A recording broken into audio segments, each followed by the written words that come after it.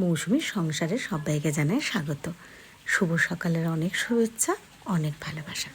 আশা করি আপনারা সবাই ভালো আছেন। পুরো ভিডিও দেখার অনুরোধ রইল, সবার কাছেই ভালো লাগলে একটা লাইক, একটা কমেন্ট আর একটা শেয়ার করে পাশে থাকবেন।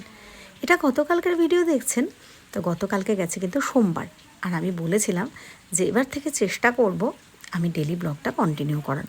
কারণ যারা আমার ডেলি ব্লগ দেখেন তারা অনেকেই ভিডিও না দিলে বলতেন যে দিদি কষ্ট করে দাও, আমরা অপেক্ষায় থাকি তোমার ভিডিওর, বা ভালো লাগে দেখতে।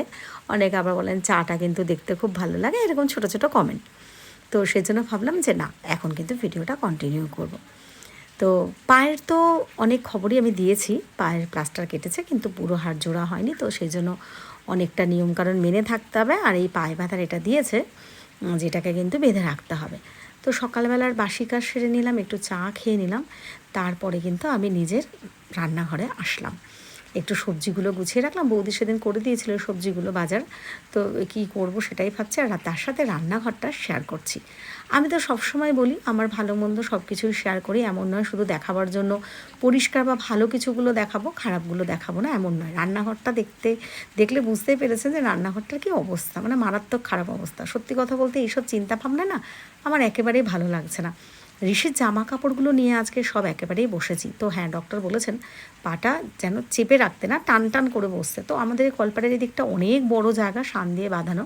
আমি পুরো পাটা মেলে বসে নিয়েছি, তারপরে আমি কিন্তু কাঁচা ধোয়া বা টুকটাক বাসন মাজা কাজ করছি। আর দেখুন ঋষির বাবার কি কাণ্ড, এই স্টিলের বালতিটা আমি জল ভরেছিলাম, তো অনেক দিন ওটা ভরাই ছিল। তো আমাদের এখানে না জলে খুব আয়রন হয়, তো সেই জন্য দাগ পড়েছিল, ওটার মধ্যে মনে হয় অ্যাসিড দিয়ে দিয়েছে। তো আমার বালতিটা মনে হয় গেছে। তো যাক, যতটা পারলাম একটুখানি মানে ওটা পরিষ্কার করার চেষ্টা করলাম যতটা পেরেছে, আর বাদ বাকিটা থাক। একটা অ্যাসিড এনে রাখি, মানে ওই মানে প্লাস্টিকের যে বালতি গামলাগুলো না আমাদের এদিকে খুবই আয়রন, তো লাল লাল মানে এরকম দাগ হয়ে যায়, তখন একটু দিয়ে দিই, তো পরিষ্কার লাগে, ভালো লাগে দেখতে। সবসময় যদিও পেরে উঠি না। তো একটুখানি করলা আলু ভাজা, ডাল সেদ্ধ আর ভাতই একটু করে নিলাম। আর একটা কথা কি, রাত্রে না একদম ঘুম হচ্ছে না, মানে জানি না, খুব মানসিক যন্ত্রণার মধ্যে দিয়ে যাচ্ছে, অনেক রকম চিন্তা। সত্যি কথা, কোনো মানুষের ফেসবুক দেখে একটা মানুষকে বোঝা যায় না সে কতটা দুঃখে আছে বা সুখে আছে। আর একটা কথা, কোনো মানুষই তার সুখ দুঃখের পুরোটা একটা এই ছোট্ট ভিডিওর মধ্যে বলে কিন্তু বুঝিয়ে উঠতে পারবে না। আমারও সেম জায়গায় দাঁড়িয়ে আছি আমি, মানে রাত্রে একটুখানি হয়তো 12টা 1টা এরকম ঘুম আস্তে আস্তে হয়ে যায়, তারপরে ঘুমটা ভেঙে যায়।